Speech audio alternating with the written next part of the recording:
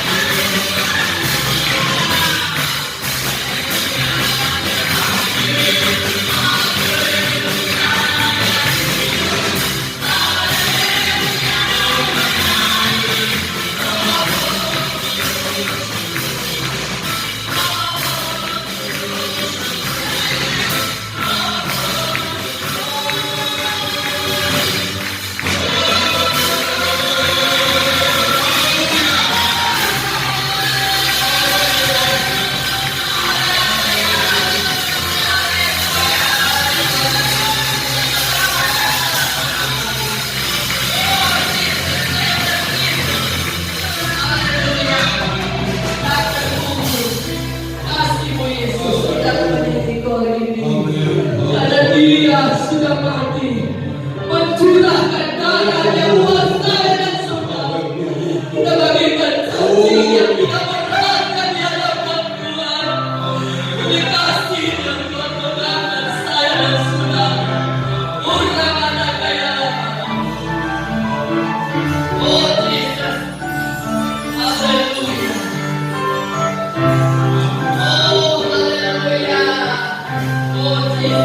Kami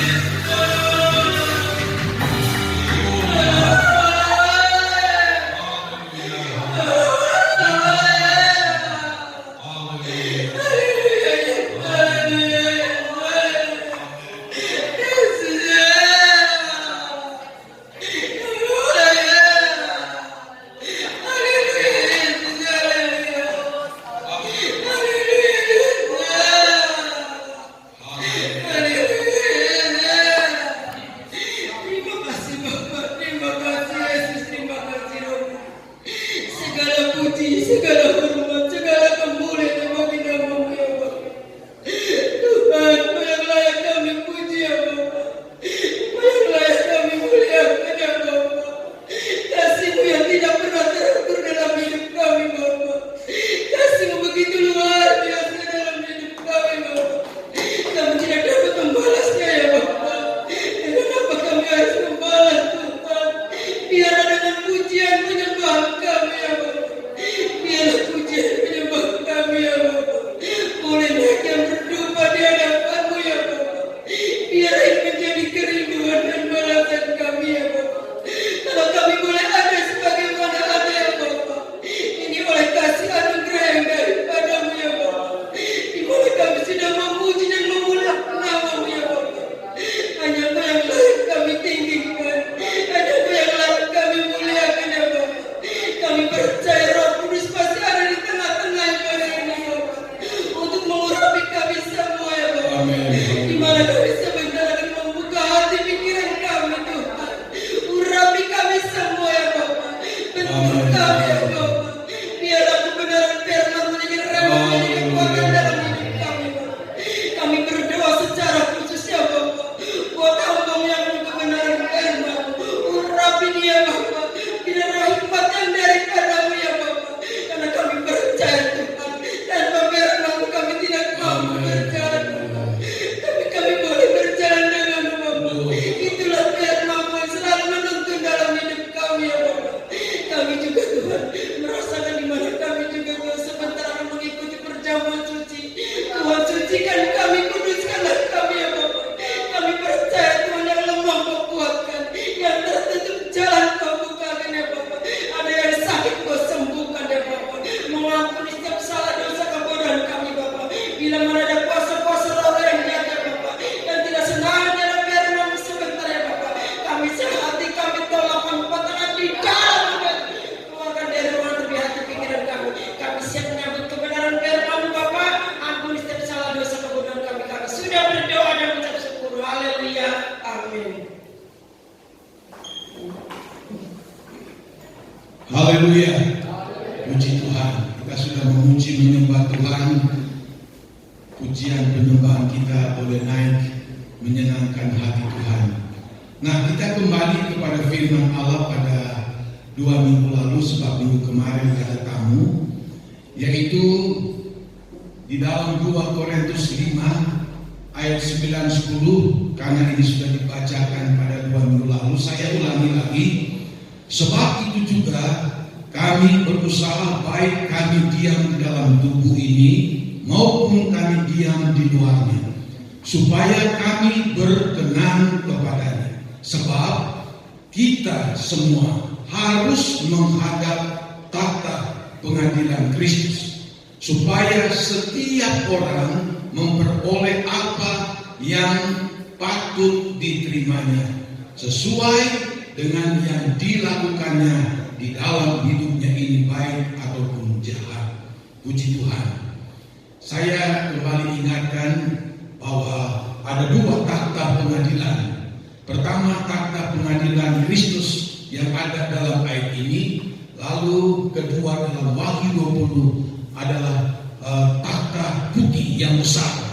Dan Yesus juga yang duduk sebagai hakim. Nah, yang pertama adalah dia mengadili setiap orang Kristen, orang percaya. Tapi di dalam Wahyu 20, takhta putih yang besar, dia akan menghakimi orang-orang yang berdosa.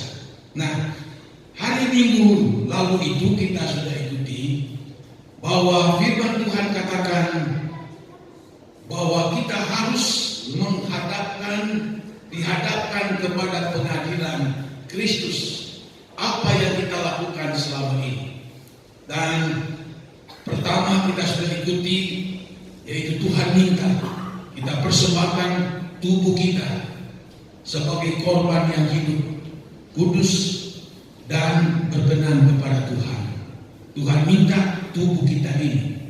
Nah, dalam Wahyu 11 kita sudah ikuti, tubuh kita ini kita pakai beribadah, dan ibadah kita itu akan diukur oleh Tuhan. Sejauh mana ibadah kita, kesungguhan kita beribadah, itu semua tidak luput diukur. Pujian kita, penyembahan kita kepada Tuhan, itu diukur. Nanti pada waktu takhta pengadilan Kristus ini, semua akan terbuka. Nah, lalu yang kedua, saudara, kita akan melihat di dalam firman Allah ini, yaitu di dalam Injil Matius pasalnya yang ke-25. Injil Matius pasal 25, apa yang akan nanti kita bawa pada waktu kita menghadap takhta pengadilan Kristus. Nah, Tuhan Yesus memberikan contoh-contoh di dalam Alkitab. Banyak sekali contoh yang ditulis dan dikatakan oleh Tuhan Yesus yang memperkaya pengertian kita untuk kita dapat melakukan setiap apa yang Tuhan minta. Nah, di dalam Matius 25 ini sebetulnya kita membaca mulai ayat 14, tapi panjang. Jadi kita akan baca saja di dalam ayat 20. Saya memulai ayat 20, kita bergantian karena memang panjang. Saya mulai ayat 20 dalam Matius 25.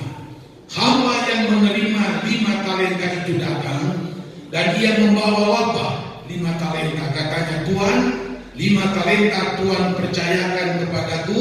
Lihat, aku telah memperoleh laba 5 talenta. 21, 2, 3.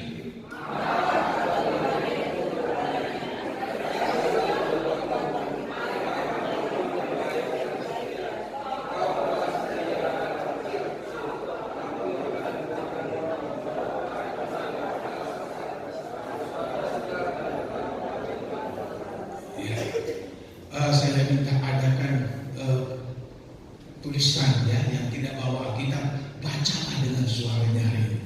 Kedengaran saya sini cuma 5-6 orang. Saya baca ayatnya yang ke-22. Lalu datanglah hamba yang menerima 2 talenta itu, katanya, Tuhan, 2 talenta Tuhan percayakan kepadaku. Lihat, aku telah beroleh laba 2 talenta. 23.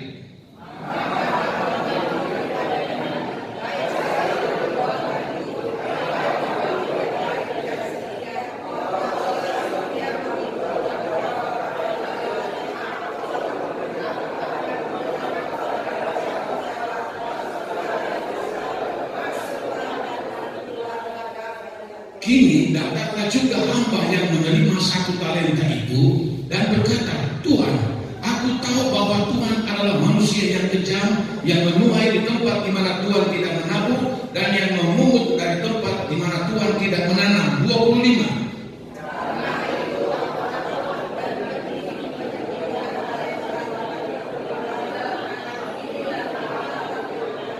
Maka jawab tuannya itu, hai kamu hamba yang jahat dan malas. Jadi kamu sudah tahu bahwa aku menuai di tempat di mana aku tidak menabur dan memungut di tempat di mana aku tidak menanam. 27.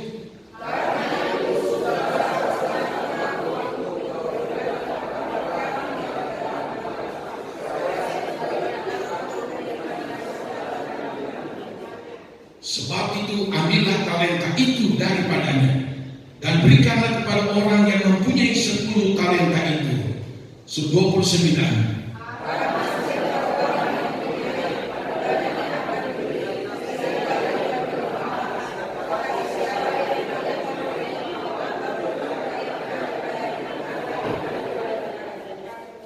Ayat 30 sama-sama. 2, 3. Dan campakkanlah hamba yang tidak berguna itu ke dalam kegelapan yang paling gelap. Di sanalah akan terdapat ratap dan tetap hidup. Ayat ini cukup panjang. Tuhan Yesus menceritakan secara mendetail bahwa kita sebagai orang yang percaya kepada Tuhan, yang sudah menerima Dia sebagai Tuhan dan Juru Selamat, dikatakan dalam ayat ini Tuhan memberikan suatu contoh. Raja itu sebelum dia pergi meninggalkan mereka, dia memberikan pesan, memberikan talenta kepada mereka untuk mereka usahakan. Dan nanti sudah ditentukan oleh raja itu, dia akan kembali, lalu dia akan berhitungan dengan orang-orang yang diberikan talenta itu.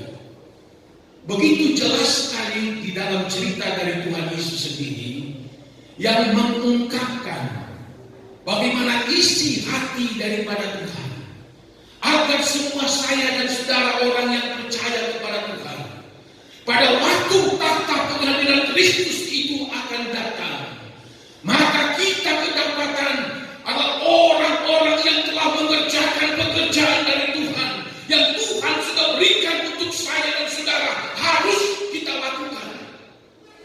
Sebab kita tidak saja diselamatkan untuk mendapat hidup yang kekal, tapi Tuhan memberitahu kepada kita, aku sudah selamatkan kamu, aku sudah tebus dosa kamu, tapi kamu harus melakukan pekerjaan yang aku akan berikan kepada kamu. Yang diberikan suatu contoh dalam ayat ini adalah talenta. Talenta di sini ya adalah bicara tentang kemampuan yang Allah berikan kepada saya dan saudara-saudara. Ya, kemampuan yang Allah berikan atau kebisaan daripada kita, atau sumber daya yang ada pada kita. Untuk apa? Allah minta untuk dipakai, untuk melayani Tuhan, untuk melipat gandakan itu. Dalam ayat-ayat ini ada 3 orang yang Tuhan percayakan talenta ini. Yang satu 5 talenta. Tuhan katakan kerjakan itu, dan nanti akan ada perhitungan pada waktu aku akan datang. Ini menjelaskan tentang Tuhan Yesus sendiri sebagai Raja di atas segala raja. Dia sudah datang mengampuni, menyelamatkan kita dari dosa. Lalu dia sudah pergi dan naik ke surga, duduk di sebelah kanan Allah Bapa. Bahkan dia katakan, aku pergi untuk membuat rumah untuk kamu. Setelah selesai rumah aku buat, aku akan datang kembali untuk membawa kamu. Di mana aku ada, di situ pun kamu akan berada. Kita sedang menanti kedatangan Yesus pada kali yang kedua sebagai Raja di atas segala raja. Saya dan saudara diberikan oleh Tuhan talenta, diberikan oleh Tuhan kemampuan, diberikan oleh Tuhan suatu talenta, kemampuan, kebisaan yang ada pada kita. Ada yang Tuhan tahu dia orang bisa, dia bisa dikasih 5 talenta. Saya dulu tidak bisa bikin apa-apa. Saya dulu cuma bisa main gitar, tapi bisa juga main keyboard bisa. Saya juga bisa berkhotbah bisa. Saya juga bisa mendapat karunia-karunia yang lain. Sebab kalau Tuhan memberi, lalu kita jalankan karunia-karunia talenta itu, Tuhan akan tambah. Itulah yang ditulis di dalam ayat ini. Maka pada waktu ini Raja datang, itulah bicara tentang Yesus datang pada kali yang kedua nanti. Dia datang kepada orang yang diberi 5 talenta. Orang yang diberi talenta berkata begini, Tuhan sudah berikan aku 5 talenta. Aku sudah jalankan semuanya itu. Lihat, aku mendapatkan 5 talenta. Jadi sudah menjadi 10. Lalu apa kata daripada Tuhan Yesus kepada mereka? Bahwa hai hamba yang baik. Maka kata tuannya itu kepadanya, baik sekali perbuatanmu itu, hai hambaku yang baik dan setia. Engkau telah setia dalam perkara kecil, aku akan memberikan kepadamu tanggung jawab dalam perkara yang besar. Masuklah dan turutlah dalam kebahagiaan Tuhanmu. Luar biasa. Tuhan menerima orang ini. Dia sudah jalankan, usahakan, kerjakan itu. Dia dapat berapa? 5. Tuhan katakan, luar biasa engkau hamba yang baik. Maka oleh sebab engkau sudah melakukan pekerjaan yang aku sudah tunjukkan kepadamu, maka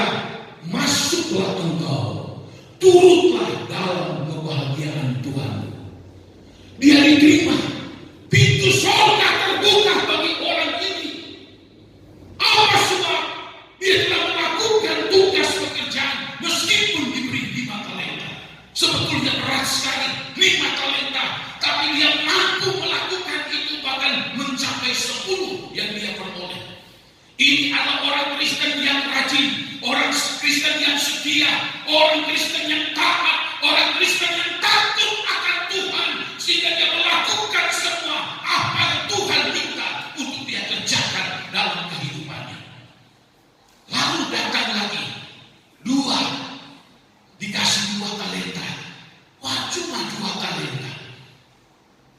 Tetapi waktu Tuhan datang kepada orang ini, jawaban yang sama pula dikatakan dalam ayat 23. Kata tuannya kepadanya, baik sekali perbuatanmu itu, hai hambaku yang baik dan setia. Engkau telah setia memikul tanggung jawab dalam perkara yang kecil, aku akan memberikan kepadamu tanggung jawab dalam perkara yang besar. Masuklah dan turutlah dalam kebahagiaan Tuhan. Padahal cuma 2 talenta. Tuhan tahu kemampuannya cuma 2. Tapi jawaban dari Tuhan, baik sekali perbuatanmu. Aku tahu engkau cuma mampu diberikan 2.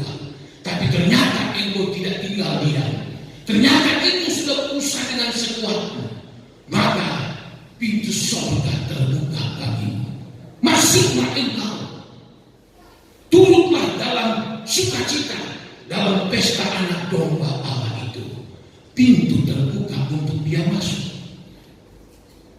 Nah, saudara-saudara, ini yang kita pelajari di dalam ayat ini. Siapapun kita, ada Allah berikan talenta 5, ada yang Allah berikan 2 talenta, ada yang dikatakan diberi 1. Tuhan tahu juga, oh dia kemampuannya cuma 1 doang. Tapi bukan berarti Tuhan mengecilkan orang ini, tapi Tuhan tahu kemampuannya cuma 1. Cuma satu saja dia punya kemampuan. Tapi Tuhan kasih, usahakan itu. Dan ceritanya kita sudah baca. Ternyata dia adalah orang jahat dan orang yang malas dan tidak menjalankan talenta yang Tuan Raja sudah percayakan kepada dia. Makanya pintu surga tertutup bagi dia. Malah dikatakan di dalam ayat yang terakhir, campakkanlah hamba yang tidak berguna. Ada 3 gelar jelek kepada orang ini. Dia disebut sebagai hamba yang jahat. Kedua disebut sebagai hamba yang malas. Lalu yang ketiga disebut hamba yang tidak berguna. Ini gambaran daripada orang Kristen. Tapi sampai kita akan mengalami peristiwa yang dialami oleh orang yang ketiga ini. Tuhan memberikan suatu contoh ini. Tuhan kaya akan ilustrasi untuk lebih menjelaskan kepada kita, supaya kita lebih paham, kita lebih mengerti jalan mana yang Allah bawa untuk kita, jalan mana yang harus kita tempuh, jalan mana yang menyenangkan Tuhan dan yang tidak. Maka ini sebagian dari jalan Tuhan. Ayo, aku berikan kamu talenta.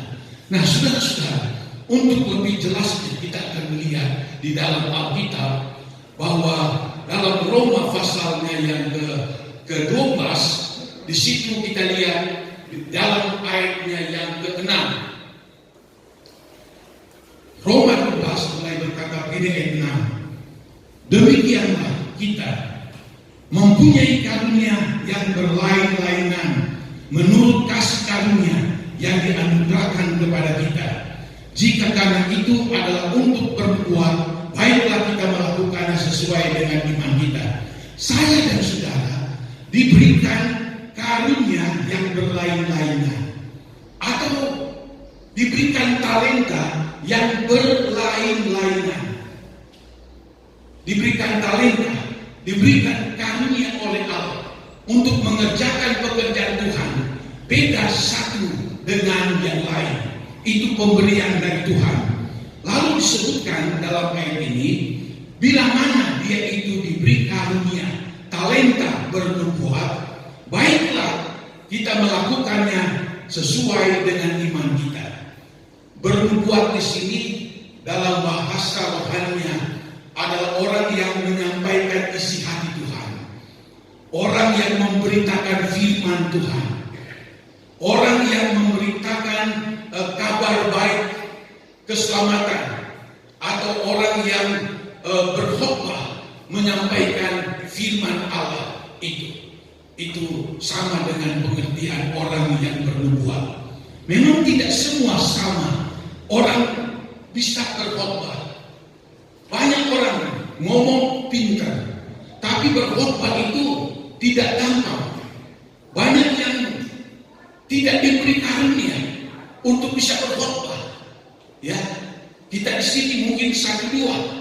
Ada yang mimpin pujian aja sudah gemeter, apalagi khotbah bisa hilang semua ini pengertian. Karena memang Allah memberikan karunia talenta kepada seseorang untuk bernubuat. Engkau aku berikan karunia untuk berkhotbah, berikan karunia menyampaikan isi hati Tuhan. Itu adalah talenta, itu adalah karunia. Nah, kami sebagai orang yang diberikan talenta untuk berkhotbah, kami berusaha dan berdoa sama Tuhan supaya Tuhan akan tolong, Tuhan akan pakai kami, bukan hanya sekedar menyampaikan kata-kata, tapi harus minta hikmat marifat dari Tuhan, minta urapan Roh Kudus supaya firman yang disampaikan itu mendatangkan berkat keselamatan bagi jemaat.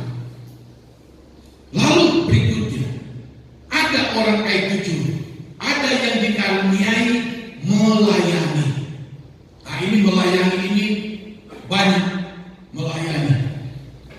Dia tidak bisa bernubuat, tidak bisa berkhotbah, tapi Tuhan kasih karunia dia melayani, senang melayani. Apakah dia sebagai pemimpin pujian, itu melayani. Apakah dia sebagai singers, itu bentuk-bentuk melayani Tuhan. Apakah itu di musik, itu bentuk pelayanan kepada Tuhan. Atau banners, atau multimedia, atau apapun yang kita pakai untuk melayani Tuhan, maka kita melakukan itu dengan baik. Melayani Tuhan ini tidak dengan paksaan. Sebab disebut dalam ayat ini Tuhan memberi karunia, Tuhan memberikan kemampuan, Tuhan memberikan kita keberanian, Tuhan memberikan kita sukacita di dalam melakukan tugas-tugas yang Allah percayakan sebagai kita yang melayani Tuhan. Makanya di sini ada melayani WL, musik, banners, singers, dan melayani gereja ini. Banyak sekali bentuk pelayanan. Itu satu karunia dari Tuhan. Melayani Tuhan banyak. Saudara, amin. Kalau saya hitung-hitung sudah 15 tahun antar jemput Pejaten, Kroya, Sukamelang, Bojonggrado. Mungkin orang lain sekali, 2-3 kali, waduh, berat juga ya. Pagi pergi balik, habis kebaktian bawa lagi balik. Praktis 1 hari tutup untuk itu. Dan dia lakukan itu melayani Tuhan. Oh, dulu mobilnya yang dipakai bensinnya juga, tenaga. Tapi kita kasih yang pakai bensin, ambil dari kas gereja, sampai berganti-ganti mobil sampai sekarang. Tapi dia sukacita, tidak digaji. Dia kerjakan itu dengan senang. Satu waktu atau beberapa kali ada keperluan mendesak keluarganya di Jakarta, pas hari Minggu, apa yang dia lakukan? Dia sewa sopir untuk jemput, uangnya dia. Ini pelayanan. Tuhan karuniakan. Oh, kita semua mungkin tidak bisa lakukan itu. Saya juga sendiri, waduh, berat saya lakukan. Tapi Bapak amin, penuh sukacita melayani Tuhan.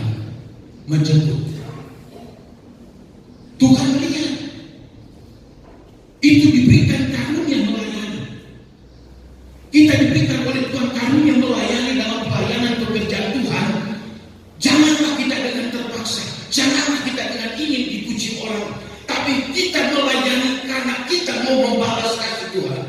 Kita melayani karena kita mengasihi akan Tuhan. Kita melayani dengan ikhlas tulus di hadapan Tuhan. Maka itu semua menjadi poin-poin untuk nanti menghadap tahta pengadilan Kristus. Lalu firman Allah juga mengatakan begini, ada orang dikasih karunia untuk mengajar. Ya, hamba Tuhan juga termasuk mengajar. Tapi ada juga yang lain, mengajar sekolah minggu, mengajar pemuda remaja. Ini ada ibu-ibu, ada bapak-bapak, Pak Yanto, Ibu Ani, Bu Mena, Eni, dan sebagainya. Mengajar anak-anak sekolah minggu, mengajar remaja, tidak dibayar. Mereka melayani dengan kasih. Nah, Tuhan kasih mereka karunia untuk mengajar. Bapak Tommy mengajar musik sudah sekian tahun. Kita di sini sudah dilatih dari kecil sampai sudah mahir main bass, main drum, main keyboard. Tipanya lulus paling banter SMA sudah pergi ke luar kota. Apa ke Jakarta, apa ke Bandung, Jawa Tengah, dan lain-lain. Begitu kita di desa ini sudah bisa main, sudah bisa melayani dengan setia karena dia ingin pergi. Ini baru-baru ini ada 4 lagi kalau tidak salah yang sudah bisa main keyboard, sudah bisa main drum, sudah wah. Tapi ya kita di desa memang harus begitu. Di kota yang enak tinggal menerima. Wow, mereka sudah bisa main. Ada dulu pemain bass dulu yang bagus sekali, anaknya Ibu Sugiono. Siapa itu? Bapak Lukas. Paling hebat, ada orang yang ahli musik, dia berkata, Om, wah bagus sekali ini. Siapa namanya? Lukas. Tapi dia pergi ke Bandung dan melayani di Bandung, ya kehilangan lagi. Begitulah. Tapi ada Bapak Tommy yang ngajarin. Saya paling bosan ngajarin anak-anak itu. Aduh, tidak mudah sudah. Harus dititeni dari kecil-kecil. Salat udahlah. Diajarin. Itu tidak gampang. Ya, tidak mudah mengajar anak-anak sekarang.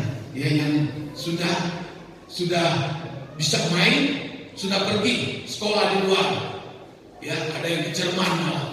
Lalu ada lagi yang dilatih anak-anak main tenis, dilatih main tamburi. Itu mereka yang lain dikasih Tuhan karunia untuk mengajar. Untuk Bapak Tommy orangnya sabaran. Kalau saya angkat tangan.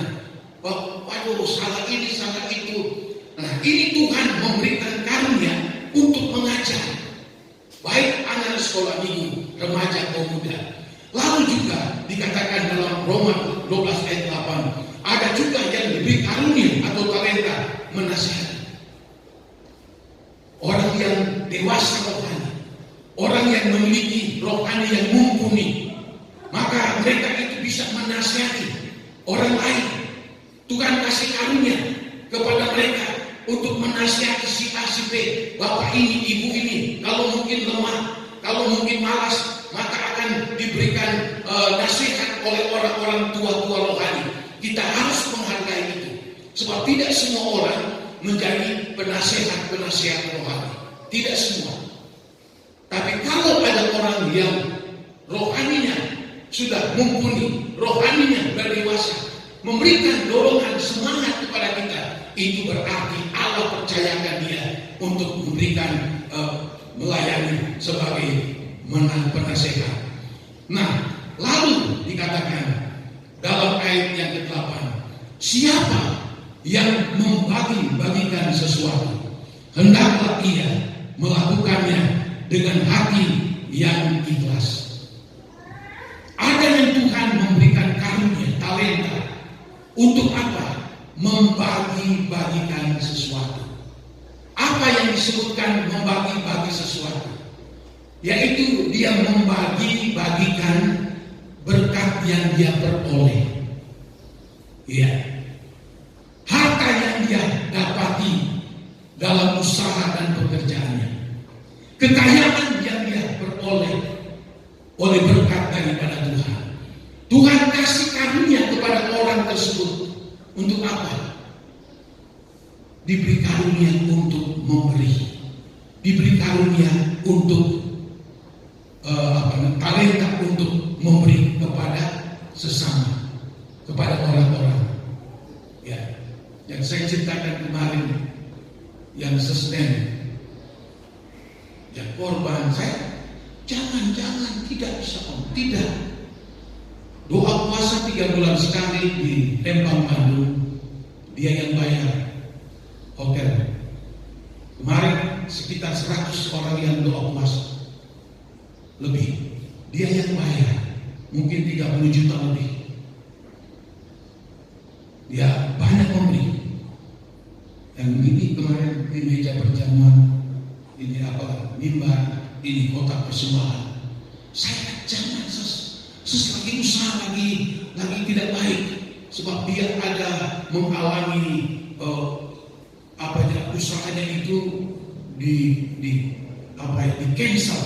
Tapi uang tidak cair-cair sampai sekarang 25 M. Saya katakan udah sesekan lagi belum cair-cair dan lain sebagainya. Tidak, saya memberi.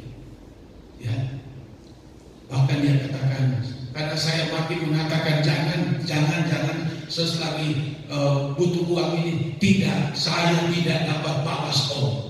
Kata yang terus mendoakan kami sampai sekarang. Ya sudah. Kenapa? Dia memiliki talenta untuk memberi, untuk membagi-bagikan. Ini memang sulit. Ada orang yang memang dipercayakan oleh Tuhan seperti itu. Sebab kalau kita lihat di dalam Alkitab, bahkan di dalam Galatia 6 ayat 6, di situ firman Allah juga sudah memberitahukan bahwa orang yang menerima ajaran firman Tuhan harus membagi sebagian kekayaannya kepada yang mengajar. Itu Alkitab, coba Galatia 6 ayat 6. Itu Alkitab sudah tulis. Orang yang sudah diberkati oleh Tuhan membagikan berkat yang dia peroleh dari Tuhan kepada yang mengajari firman. Itu sudah bisa lihat. Baiklah dia yang menerima pengajaran dalam firman, membagi segala sesuatu yang ada padanya dengan orang yang memberikan pengajaran itu. Saya kira saudara paham ini. Lalu kita lihat lagi di dalam 1 Timotius 6 ayat yang ke-17, supaya kita paham, kita bisa mengerti. 1 Timotius pasal 6 ayat 17 berkata begini, dan 18-19. Peringatkanlah kepada orang-orang kaya di dunia ini agar mereka jangan tinggi hati dan jangan berharap pada sesuatu yang tak tentu seperti kekayaan, melainkan pada Allah yang dalam kekayaannya memberikan kepada kita segala sesuatu untuk dinikmati. Ayat 18. Peringatkanlah agar mereka itu berbuat baik, menjadi kaya dalam kebajikan, dan suka memberi dan membagi. Ini firman Tuhan kepada orang yang diberkati oleh Tuhan. Jangan seperti Laodikia. Mereka berkata, kami kaya dan kami telah memperkayakan diri. Jadi uripe dewek, kaya diri sendiri. Ternyata pelit begitu. Tapi firman Allah katakan, kalau menjadi kaya diberkati oleh Tuhan, Kita juga kaya dalam berbuat baik, kaya di dalam kebajikan, kaya dalam memberi dan membagi-bagi. Dan ayat 19, dan dengan demikian mengumpulkan suatu harta sebagai dasar yang baik bagi dirinya di waktu yang akan datang untuk mencapai hidup yang sebenarnya. Jadi sebetulnya orang yang diberkati oleh Tuhan lalu dia membagi-bagikan sebagian berkat yang dia peroleh, maka dia itu sedang mengumpulkan harta di dalam surga. Dikatakan bahwa dia akan mendapatkan suatu harta, mengumpulkan harta sebagai dasar yang baik untuk dirinya untuk mencapai hidup yang akan datang di surga. Ini firman Tuhan katakan. Ya, orang yang diberi talenta, diberi karunia oleh Tuhan untuk membagi-bagikan. Hari Jumat kemarin saya menyampaikan firman Allah. Ada kaitannya juga dalam Ibrani 13 kemarin. Firman Allah juga mengatakan, hendaklah kamu berbuat baik dan jangan lupa untuk memberi bantuan. Itu Paulus katakan kepada jemaat pada waktu itu. Dan orang yang memberi bantuan bukan arti dia sudah kaya, tapi meskipun dia mungkin sederhana. Saya sudah bersaksi hari Jumat kemarin, orang yang sangat sederhana, tapi dia bisa memberi, dia bisa berkorban. Memberi bukan berarti kita sudah berlebihan, tapi kita memberi oleh karena kita mengasihi Tuhan. Nah, itu sebabnya ada ayat juga di dalam Alkitab bahwa ada orang di dalam Amsal 11 ayat 24. Amsal 11 ayat 24, kalau bisa dapat cepat dikatakan begini. Ada orang yang menyebar harta, memberi, membagi-bagikan harta kekayaan, tetapi dia akan bertambah kaya. Di situ disebut. Tapi ada orang yang menghemat secara luar biasa, tapi dia tetap merasa kurang atau kekurangan. Itu firman Tuhan katakan. Ya. Jadi kita lihat bahwa membagi-bagikan itu adalah firman Allah. Talenta yang Allah berikan, yang nanti kelak itu akan diperhitungkan oleh Tuhan. Pada waktu tata pengadilan Kristus itu akan dimulai, nama kita dipanggil tampil kepada pengadilan itu. Tuhan tanya, apa selama hidup engkau telah membagi-bagikan kepada orang, kepada pelayanan, kepada pekerjaan Tuhan? Saya katakan ini karena saya sejak awal melayani dengan istri senang memberi berkat. Kolektor kemarin Jumat tidak cukup, kami yang tambah.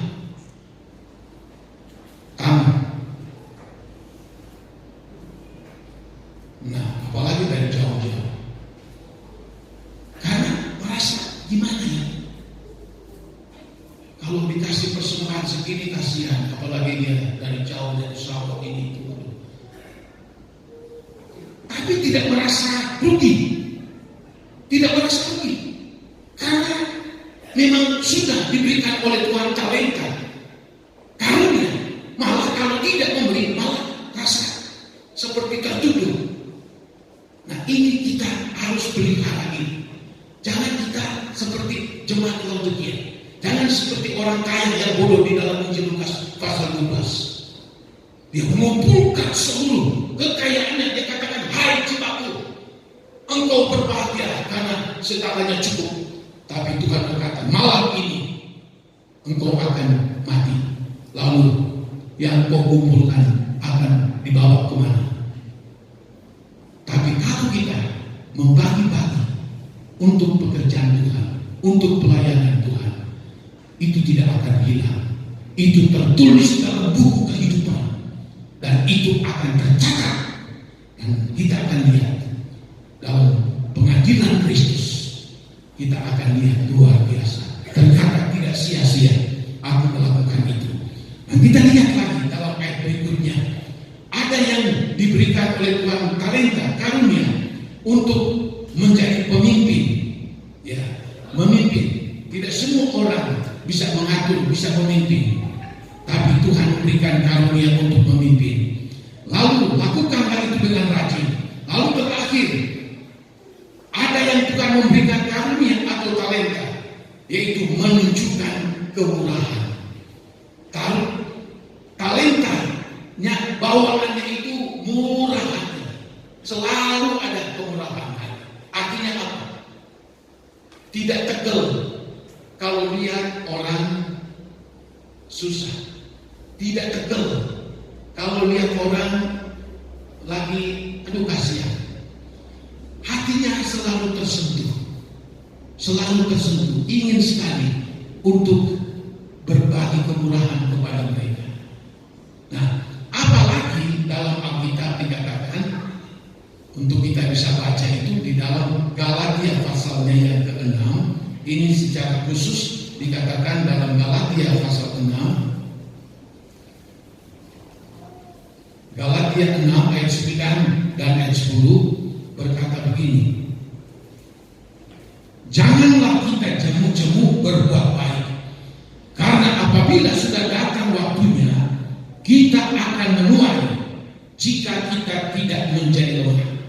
Jadi jangan jemu berbuat baik.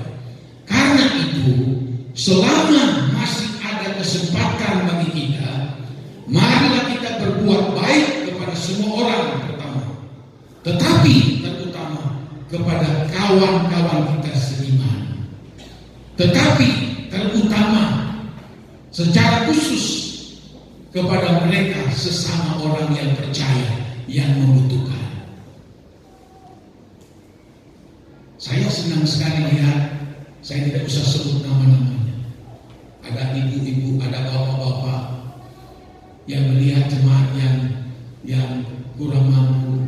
Mereka suka kasih korban, membagi-bagi korban. Saya sebagai hamba Tuhan senang, bangga.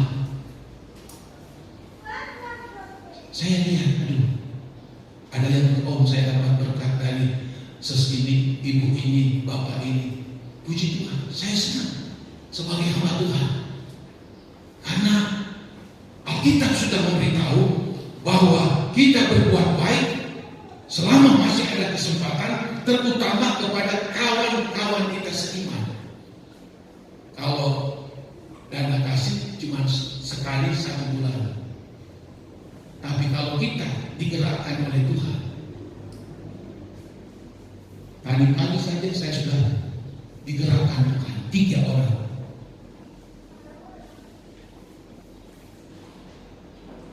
Karena saya tahu apa yang saya lakukan semua itu dicatat oleh Tuhan. Bukan saya oher-oher kata-kata. Saya sebagai gembala beri contoh. Habis sebagai gembala hidup hanya oleh keburan Tuhan, tapi masih mau melakukan itu. Kemarin ada hamba Tuhan datang lagi. Kemarin aduh, gimana ya? Tapi senang hati, bermurah hati kepada orang yang membutuhkan. Dia katakan, aduh, anak saya mau jajannya 1 waktu ke sekolah tidak ada. Lalu gimana? Anak saya ya udah, Pak, nggak usah. Yang penting saya bawa makanan di rumah saja udah cukup. Aduh, saya terharu. Dia hamba tersentuh hati. Orang yang memiliki hati yang murah, ada talenta kemurahan di dalam dirinya, nggak tekel, tidak beda. Malah kalau tidak diikuti kita tertutup. Aduh, kenapa saya? Ini bukan karena pengen cari nama, bukan. Tapi ini kita lakukan, saya sendiri melakukan itu. Untuk apa? Tuhan sudah lebih dulu mengasihi saya. Tuhan sudah lebih dulu memilih saya. Tuhan sudah tolong sampai saat ini bisa makan, bisa minum, bisa pakai. Lalu melihat orang sesama anak Tuhan, sesama hamba Tuhan yang tidak tega dibiarkan begitu. Ini yang Tuhan ingin dalam kehidupan kita. Banyak gembala-gembala berkata kepada saya, jemaat kandang haur diberkati Tuhan ya. Saya hanya bilang, ya puji Tuhan. Ya kenapa? Waduh, saya dapat persembahan tatangan.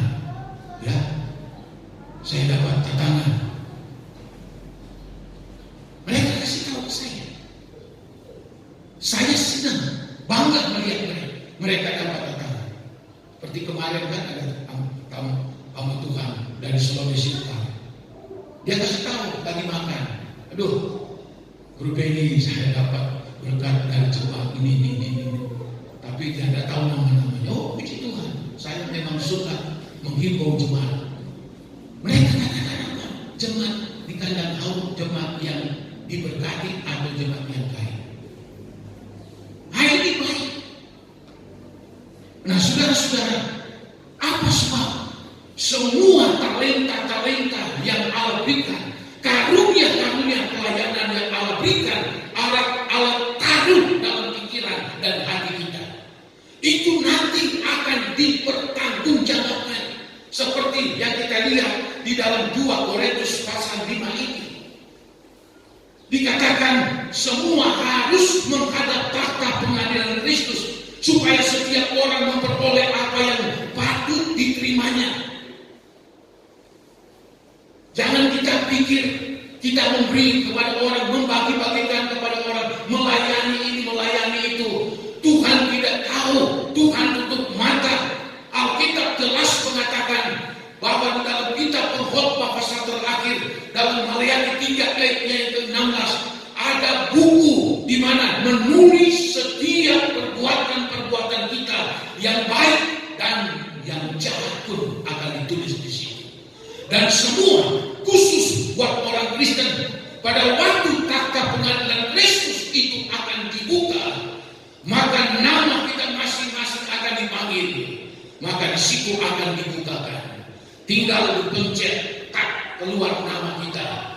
Di situ semua akan tertulis apa yang kita sudah lakukan selama ini. Berapa banyak engkau melayani Tuhan? Berapa banyak engkau mengasihi Tuhan? Berapa banyak engkau telah membagi-bagikan berkat-berkatmu selama ini? Itu semua tercatat. Tidak ada satupun yang tidak dicatat. Bahkan yang jahat pun dicatat, apalagi yang baik akan dicatat. Semua itu saudara-saudara mendapatkan poin-poin yang positif untuk kita waktu menghadap tahta pengadilan Kristus. Tidak ada yang bisa nyogok. Tidak ada, sebab semua tercatat dalam buku kehidupan daripada Tuhan.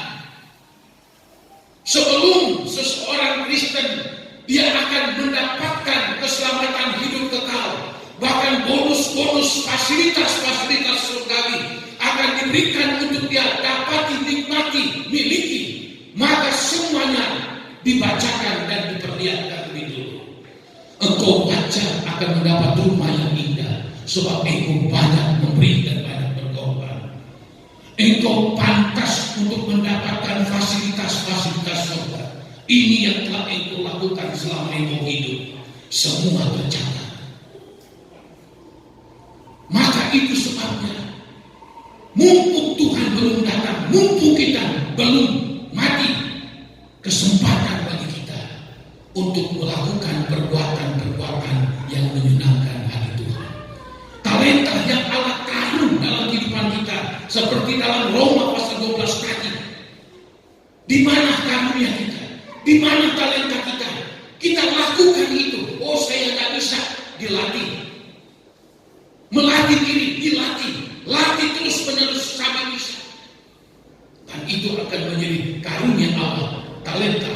Dan kalau sudah bisa, Allah tambahkan lagi, sehingga kita memiliki 5 talenta, bahkan pun lebih bisa 10 talenta. Dan saudara, semuanya tidak sia-sia. Alkitab katakan di dalam 1 Korintus 15 ayat terakhir, maka semua perbuatan kita selama kita hidup tidak akan sia-sia. Semua akan diperhitungkan oleh Tuhan.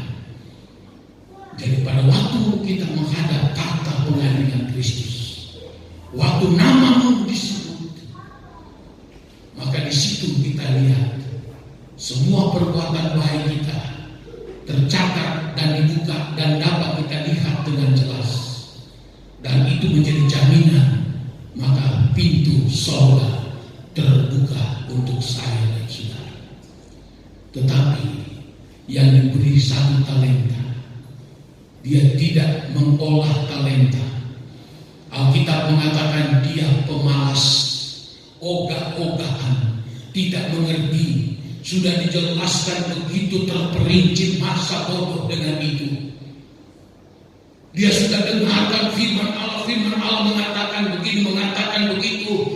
Dia masa bodoh tidak melakukan. Dia tidak jalankan itu. Saya saja sebagai gembala yang sudah mengajar sudah 44 tahun. Kalau saya lihat jemaat melakukan firman Allah, saya senang. Tapi kalau ada yang tidak, sedih banget. Sedih sudah. Bagaimana nanti hidupmu pada waktu tahta pengadilan Kristus? Satu orang disebut malas, jahat di hadapan Tuhan, bahkan hamba yang tidak berguna. Dia orang Kristen, mungkin dia setiap minggu ke gereja, tapi dia masa bodoh dengan semuanya itu. Los orang lain lakukan, saya dan prinsip saya seperti ini, ya sudah seperti itu. Siapa yang paksa saya? Pendeta pun tidak akan saya bungkus, tidak bisa memaksa saya. Los, silakan. Saya sebagai hamba Allah hanya penyambung lidah dari Tuhan. Sampaikan firman Allah. Dalam 2 Timotius 4 dikatakan, beritakan firman Allah sekeras apapun, betulkan mereka supaya mereka itu benar di hadapan Tuhan. Bahwa akan datang orang tidak suka lagi dengan firman Allah. Mereka panggil guru-guru palsu yang berkhotbah hanya untuk menyenangkan, khotbah yang menyesatkan. Mereka manggut-manggut karena apa? Khotbah yang disampaikan hanya untuk enak didengar oleh telinga. Tidak mau memikul saya, tidak mau menyangkal diri, tidak mau melakukan firman Allah. Maka mereka binasa kalau kita katakan. Tidak ada di akhir zaman ini kesempatan yang sangat baik. Berapa lama kita hidup? Kita dengar berita-berita mengembarkan di mana-mana, hampir di segala penjuru. Terjadi gempa, terjadi banjir bandang, terjadi kematian yang begitu hebat, mendadak begini di seluruh bumi ini. Kalau kita lihat, mengerikan sudah. Orang Islam aja mengatakan ini udah tanda-tanda kiamat. Apalagi kita orang Kristen yang tahu betul firman Allah itu.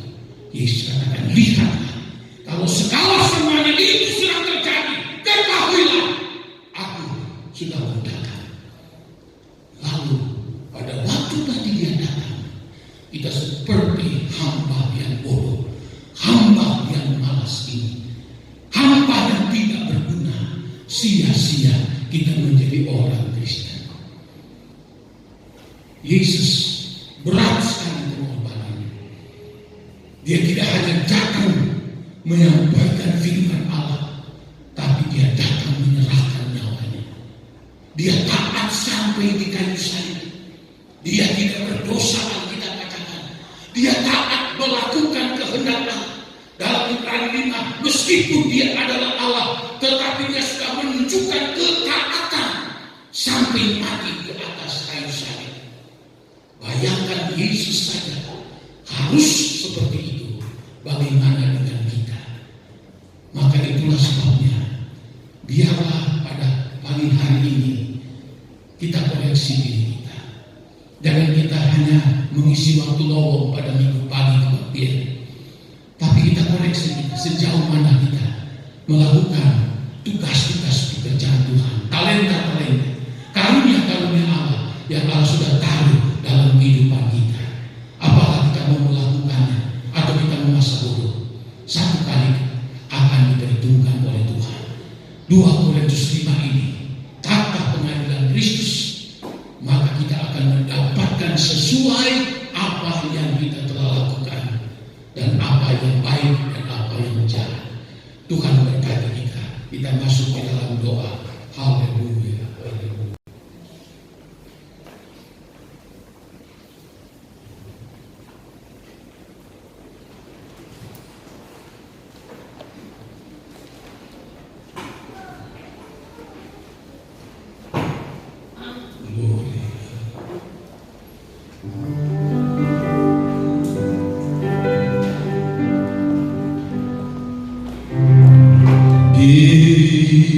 Golgota,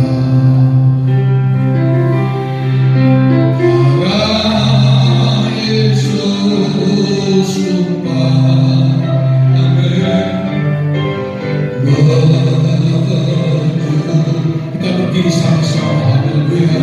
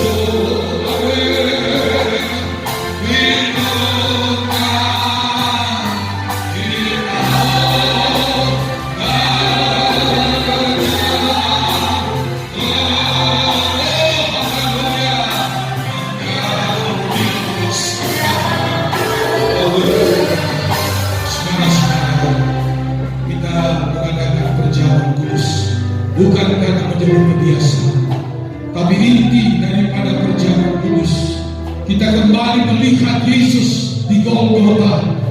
Di Golgota dia sudah mati menyerahkan nyawanya. Dia sudah taat, firman Allah katakan sampai mati, bahkan sampai mati di bukit Golgota, menunjukkan ketaatannya. Haleluya, melakukan segala perintah Allah apa di dalam surga. Apa yang Bapa di surga katakan, tidak satu pun, tidak sedikit pun dia tidak lakukan. Meskipun sakit, meskipun dia aniaya, meskipun dia harus menderita, dia taat dan melakukan, tunduk dan melakukan perintah Allah Bapa. Bagaimana dengan kita? Coba berikan talenta, karunia, apa kita taat melakukannya? Lihatlah kepada Yesus. Kita malu terhadap Yesus yang sudah taat sampai ke Golgota.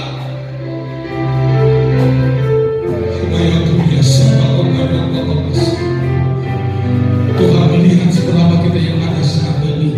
Dia mau menurunkan kita. Talenta, karunia yang Allah berikan. Jangan dibiarkan padam, jangan dibiarkan mati. Jangan sampai kita disebut sebagai hamba yang jahat, hamba yang malas, hamba yang tidak berguna. Campakkanlah jalan keluar di dalam kegelapan, di mana ada tangisan dan tentang gigi. Itu adalah bicara tentang api neraka yang kekal sampai selama-lamanya. Di Golgota, darah Yesus tumpah, apalah segala cinta, amin. Dosa kepalaku, haleluya, oh cinta.